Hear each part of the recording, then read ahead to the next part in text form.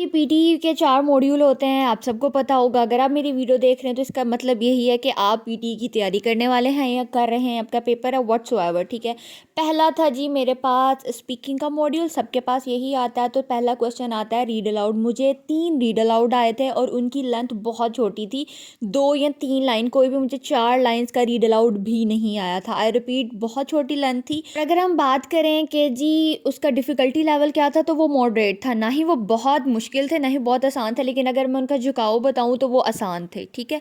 कुछ words difficult थे और मैंने अपने पेपर में वन लाइन स्ट्रैटेजी यूज़ की थी। मैं पहले से प्लान करके गई थी, अच्छे मार्क्स आए बुरे, मैंने वन लाइन स्ट्रैटेजी ही अपनानी थी। मैंने इस पर काफ़ी ज़्यादा रिसर्च की थी, बहुत लोगों से भी पूछा था और रिस्क था, बट मैंने लिया था एंड आई गॉट 78। सबसे हाईएस्ट मार्क्स मेरे स्पीकिंग में ही थे, ठीक है जी।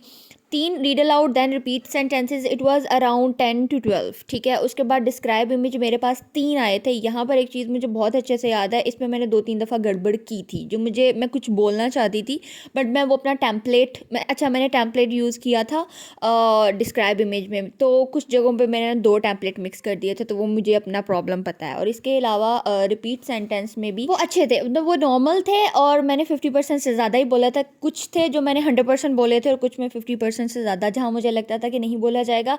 उसके बाद मैं सुनती भी गौर से नहीं थी कि अच्छा इतना ही बोलना अंदाज से, और कुछ चीज़ें मैंने अपने से भी बोली थी बाय द वे। फिर आ जाता है दी स्पीकिंग का second last module, retail lecture. तो वो मुझे 2 आए थे, आई गेस, यस 2 आए थे, और इसमें से भी मेरे से एक गड़बड़ ये हो गई थी कि टेम्पलेट के मतलब सब अच्छा मैंने बोला, सब ठीक था, पेन वैन जो भी था वो सब कुछ अच्छे से जा रहा था, बट व्हाट हैपेंड इज़ के लास्ट पर ना कंक्लूजन वाली लाइन मैं नहीं बोल पाई और मैंने ना नेक्स्ट कर दिया, और ये चीज़ ना मुझे उधर ही थोड़ी अजीब लगी, बट क्या करते, हो गया था। एनीवे लास्ट था हमारे पास स्पीकिंग में शॉर्ट क्वेश्चंस। तो शॉर्ट क्वेश्चंस मेरे पास आए थे, आप कह लें कि जी 7 to 10, ठीक है। उनमें से मुझे और तो कोई नहीं याद, जो मतलब जो चीज़ें मुझे, it was kind of difficult आप इस तरह से कह सकते हो कि मैंने शॉर्ट क्वेश्चंस की तैयारी की ही नहीं थी, सिरे से ही नहीं थी की, ठीक है। तो उनमें से एक क्वेश्चन का आंसर मुझे आता था, और वो क्वेश्चन ये था कि वो कौन सी क्वालिटी होती है जो आपको अच्छा फील कराती है, और वो सारी, तो उसका आंसर था कॉन्फिडेंट या confidence. So I did that, और ये मुझे इसलिए याद रह गया जब मैं अपना शॉर्ट क्वेश्चंस ख़त्म कर चुकी थी, उसके बाद कोई वहाँ पर पहुँचा था, कोई लड़का, और उसकी आवाज़ मेरे कानों में आई थी, उसने भी कॉन्फिडेंस बोला था।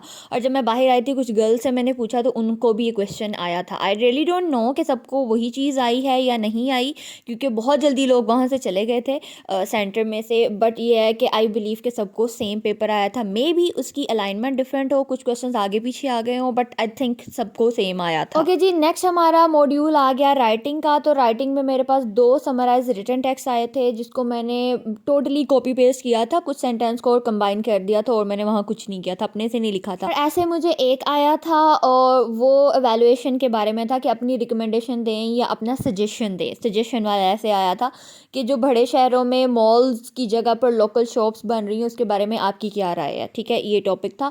तो इस पर 20 मिनट्स में I just do what ever, जो भी था, मुझे नहीं पता उसमें कितने ग्रामर इश्यूज़ हैं क्या नहीं, but yes I try my level. वहाँ पर भी मैंने टेम्पलेट यूज़ किया था, okay.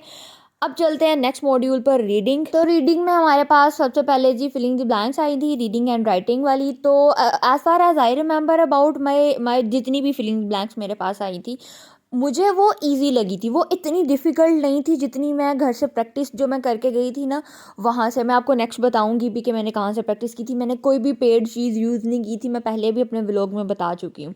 So it was fine, grammatical थी, ज़्यादा ग्रामर बेस्ड थी, कॉन्टेक्चुअल बेस्ड भी नहीं थी, और ना ही आप उसको वो बोल सकते हो कलोकेशन और उस टाइप की भी नहीं थी। या it was collocation based but not really, ज़्यादा उसमें ग्रामर का था। If you are good in grammar तो पक्का पक्का आपके नंबर अच्छे आएंगे, ठीक है। देन एमसीक्यू, अच्छा मुझे फिलिंग द ब्लैंक्स जो थी ना, इट वाज अराउंड 6 to 8, ठीक है। उसके बाद एमसीक्यूज़ ये मेरे ख्याल में मुझे 2 आए थे या 3 आए थे, इससे ज़्यादा नहीं थे। रीऑर्डर मुझे 2 या 3, 2 आए थे, 2 रीऑर्डर आए थे जो जो डिफ़िकल्ट थे, जो मुझे डिफ़िकल्ट लगे थे, क्योंकि ये भी वो मॉड्यूल था जिसकी मैंने अच्छे से प्रैक्टिस नहीं की थी। और उसके बाद फिलिंग द ब्लैंक्स रीडिंग जो थी, इट वाज आल्सो फाइन, वो भी इजी थी, ठीक है। और I guess it was also 2 or 3, I don't really remember. और उसके बाद मेरे पास आ जाते थे एमसीक्यू सिंगल आंसर। तो वो मेरे ख्याल में मुझे 2 आए। अच्छा, स्पीकिंग और राइटिंग में तो टाइम का कोई इशू नहीं था, रीडिंग और लिसनिंग में टाइम का क्योंकि इशू होता है, टाइमर चल रहा होता है। सो वहाँ पर ना मैंने ये किया था कि जल्दी करने के चक्करों में मैं एंड पे अपना टाइम बचा लेती थी, लाइक 3 से 4 मिनट मेरे रीडिंग वाले मॉड्यूल में बच गए थे, और लिसनिंग वाले में भी मैं 3 से 4 मिनट पहले मेरा जो था ना वो काम ख़त्म हो गया था और मैंने टेस्ट दे दिया था। Okay, so last module is listening, filling the blanks जो थी लिसनिंग वाली, दैट वाज ईजी।